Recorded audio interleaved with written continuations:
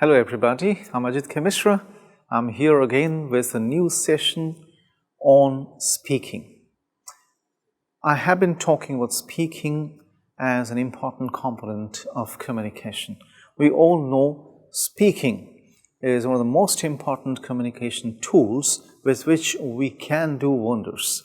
And if we do not take care of speaking and its various aspects, we might promptly fall into the pit. In order to understand what speaking is all about and how speaking happens among people, let's take a look at a few important aspects associated with speaking. In order to understand why speaking is so very important, we need to understand speaking itself and the various aspects associated with it. When we look at speaking, we generally think of two very important dimensions of it. The first is conversation and the second is speech. Conversation is the spoken exchange of ideas, observations, opinions or feelings between people. Many of us generally dismiss conversation that doesn't convey important information as worthless. Such admonitions as get to the point, why don't you say what you mean, may actually seem to be reasonable on occasions, but they are not everything about conversation, because this attitude towards talk or conversation ignores the very important fact that people are emotionally involved with each other whenever they begin to talk with each other. And that's one big way through which we generally establish, maintain our relationships. So therefore, conversation is extremely important because it brings people together, it builds trust, and people feel comfortable in the company of each other.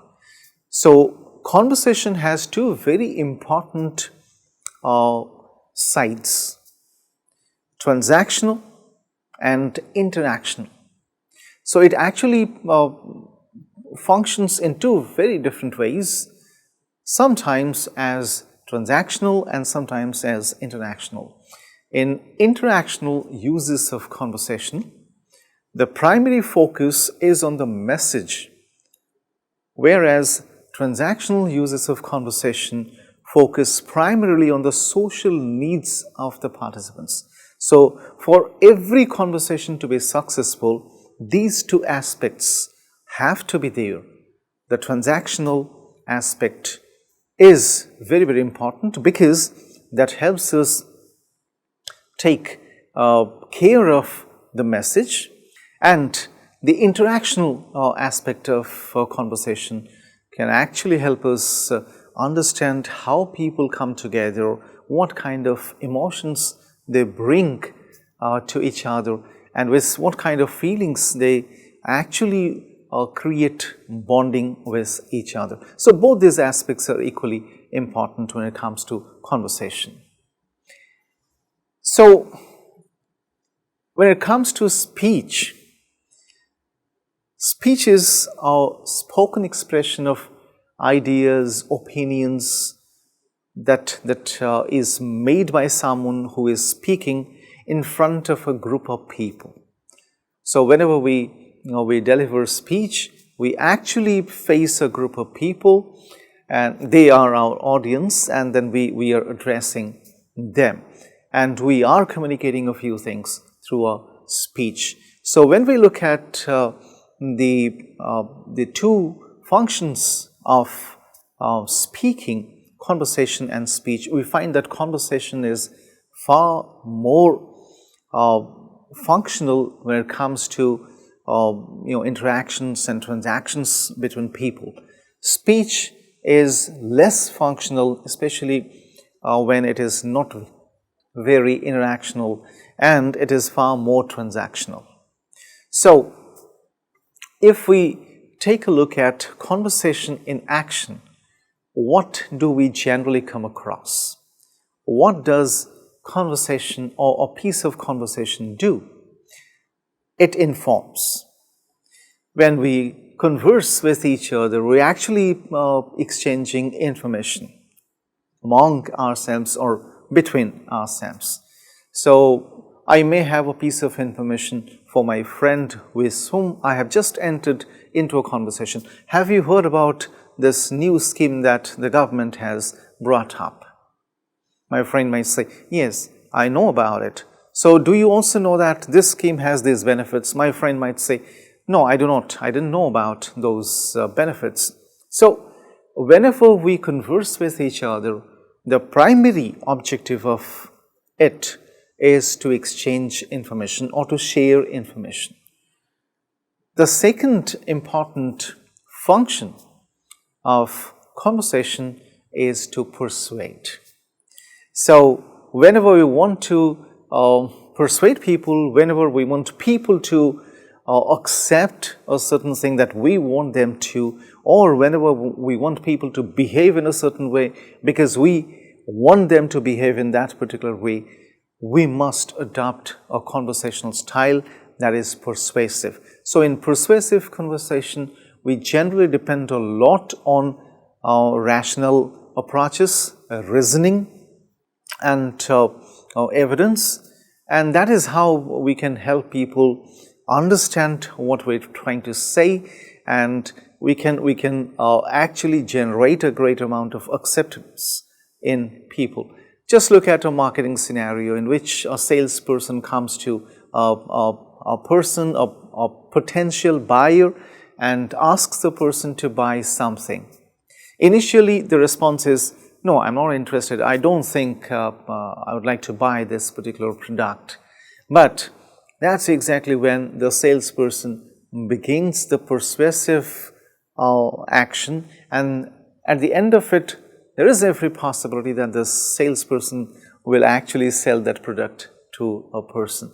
So conversation can also be very, very persuasive because we want people to behave in a certain manner. Therefore, we want them to believe in what we are saying. Then, conversation is actually done with a view to establishing connection. It helps us establish that connect with people. When we speak to people and we speak in a proper manner, we win their trust by giving them assurance that we are very much there. We think about them and we can take care of them whenever there is a need. So this much of assurance will lead to some kind of trust building between or among people, and a connection will be established. And then conversation will also lead to collaboration if done effectively, because without conversation people cannot enter into any collaboration. So if I'm interested in one particular thing, I may like somebody else who has interest in that particular thing to enter into a collaboration with me. And for that to happen, I must initiate a conversation. Without initiating any conversation, I cannot expect that the people that people will come and join me in collaborative projects. So these four things are very, very important when it comes to conversation, because conversation in action does all these things. When we look at effective conversation, it has certain keys, and with those keys we can expect effective conversation to take place. The first of the keys is the starting point. For any conversation to be good, to be successful, the starting point is very, very important, because if it doesn't start well, it will not turn out to be a conversation at all. So there are a few strategies that we can adopt in order to start a conversation, starting with just a hello to a range of conversation starters. When we look at a hello thing, it may not lead to any conversation at all. Person A says hello to person B, and person B says hello to person A, the conversation will not begin. So just a plain simple greeting will not initiate any conversation. For any conversation to begin, we need to start on a different note. For example, we can start by asking a question. Have you heard about this, the latest development in this and this? Have you come across this piece of information in the news media? Have you heard about this thing? Do you know about this? For example, if I have to initiate any conversation with anybody, I can start with a starter, that's a question. And then I can also start with a compliment. Hello, Mr. This and this, you're looking great today. Are you going to any business meeting? Then that will initiate a conversation with the person. So we can also ask a person for their opinion. If we have to start a conversation, we can offer help. We can ask for help. We can also ask open-ended questions. A lot of things are happening in the market these days. What do you think about these changes? So this is an open-ended question that will certainly bring the person into a conversation. Or I can also share a very interesting fact which will make the person suddenly interested in something. It can be, talking about a latest movie, or it can be talking about the latest stock market behavior, or anything that the person might be interested in. The second key to effective communication is entering. Starting is one thing and entering is another, because starting is very, very important. Once a conversation begins, it becomes the responsibility of people who are associated with that conversation to enter. Not every starter convert into a proper conversation. A starter may be very, very brief, and after that the conversation will be over. So in order to enter a conversation, we need to stretch that conversation beyond that starting point. For example, if somebody says, have you heard about the latest developments in the stock market, or in the movies, or in the entertainment industry, in the automobile market, the person can reply by saying something, but that's not all. And then you can start with an open-ended question, or you can stretch the question. What do you think about it? Why is it so? Why are these things happening? And that way you can invite the other person's response to your questions. And then you can think of maintaining the conversation. So starting, entering, done. Now maintaining the conversation. It's very important that both the parties in conversation come together in order to keep the conversation going or maintaining the conversation. So in order to maintain any conversation, again open-ended questions. So open-ended questions play a very important role in conversations, because that way you can always invite the opinion, the ideas, the views of the other person, and that is how the conversation can keep going. So we also need to create a balance between sharing and asking questions. It's not that one person will go on asking questions, the other person will go on answering those questions. That way our conversation may not be maintained beyond a certain point. So we need to imagine the other person a timeline. For example, we need to fix a timeline of our conversation. It cannot go endlessly. So we have to frame questions, we have to, give cues so that the conversation goes to its natural conclusion and it doesn't go endlessly. So, and a very important factor that helps us maintain conversations is our genuine interest in it. It's not that just for the sake of keep a conversation going, we'll ask any question, any open-ended question, and expect the person to go on talking about it. If we lack genuine interest, it might not lead to a conversation, a proper conversation. And then it's very, very important that both the parties in conversation take care of their mutual interests. Otherwise, the conversation topic will promptly change. And all through the conversation, discourse markers like, yes, oh, I can see that. So such discourse markers actually add to the maintenance of conversation. So that is how we can keep the conversation going. There is another very important key to conversation or effective conversation, that is changing the topic, because it's not really necessary that we get stuck with one particular topic. Maybe after a couple of minutes, both the parties realize that this topic is of no interest to either of them or both of them.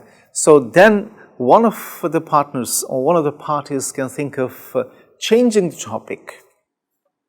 Changing the topic is very, very important, especially when either of the parties is not comfortable with the kind of conversation or how the conversation has shaped up.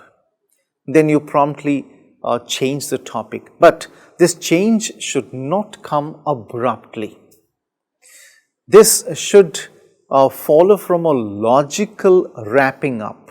So you logically wrap up the previous segment of the conversation by saying, yes, I got your point. Now I'm very clear about it. There is something else that I want you to talk about now, and this is the thing.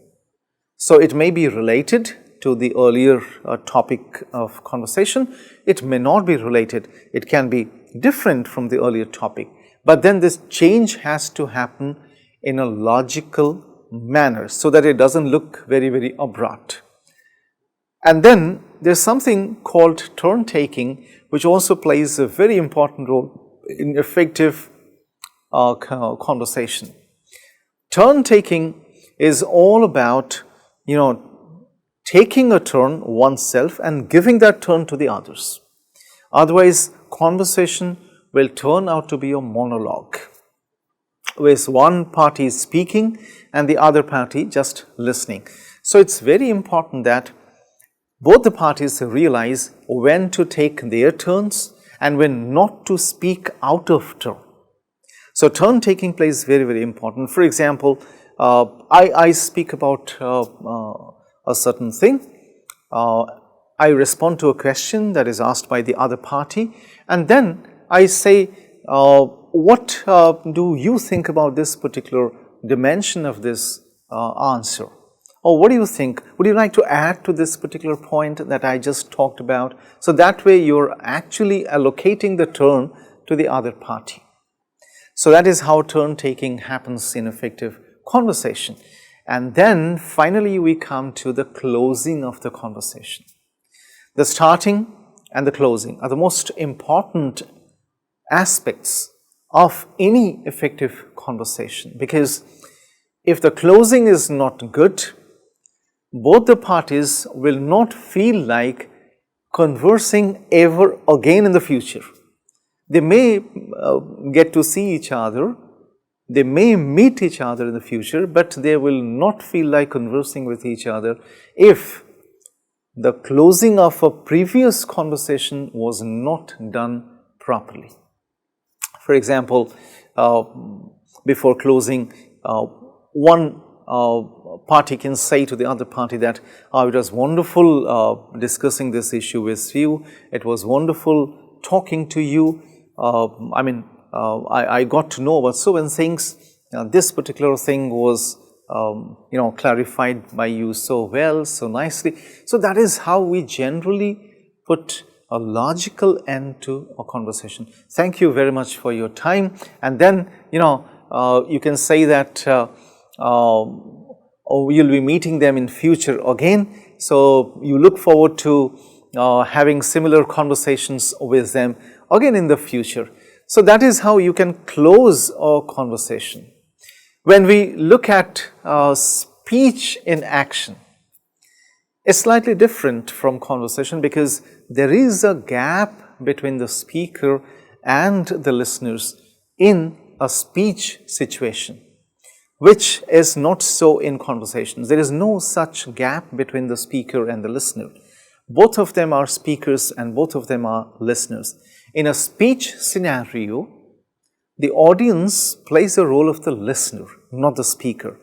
And when it's time to interact with the speaker, not everyone in the audience begins to interact. So that way, the distance, the gap between the speaker and the audience in speech is greater in comparison to that in conversations. In speech, the biggest thing that happens is information sharing. For example, you are delivering a speech in front of an audience. You would like to pass some information to the audience. Now, this is what I think about this particular topic, this particular issue. This is my standpoint, these are my viewpoints, and or you can share a piece of information about or related to a recent phenomenon or even a historical phenomenon, several things. So, information sharing is a vital component when it comes to speech. The second is persuasive speech. For example, look at the political speeches. The whole idea is to persuade the voters, the public, to believe in a certain ideology, to believe in a certain viewpoint or standpoint. So, the marketing professionals generally end up telling stories and persuading people. So, persuasion is a very vital component of speech. Similarly, there are speeches that are meant to entertain. They do not mean any persuasive business. They might inform to some extent, but the whole idea behind such speeches is to entertain the audience. So, it can be a stand-up comedy show, it can be a talk that actually amuses the audience, the public, and it actually gives moments of relief to the audience. Finally, speech has a very important function.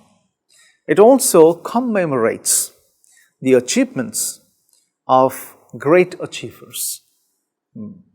Historical, political, great leaders, great sports persons. So, it commemorates. So, for example, on special occasions, we deliver speeches on people who have been great achievers, who have contributed to the fortune, the destiny of a nation immensely. So, there are speeches that commemorate certain occasions. It can be about commemorating a war victory, a great scientific achievement, or commemorating the achievement of a great leader. So, that is how speech functions. So, to sum up this session, I can tell you that I talked about speech, conversation, different aspects of conversation, and how conversation gets going, starting with the starting point to the closing point, and how speech plays an important function in disseminating or sharing information, in persuading people, and then in entertaining and in commemorating. So, I'm sure you have taken note of the things that I talked about, and you are certainly going to explore these ideas beyond what I told you all. So, thank you for joining me. That's all for this session. Bye-bye.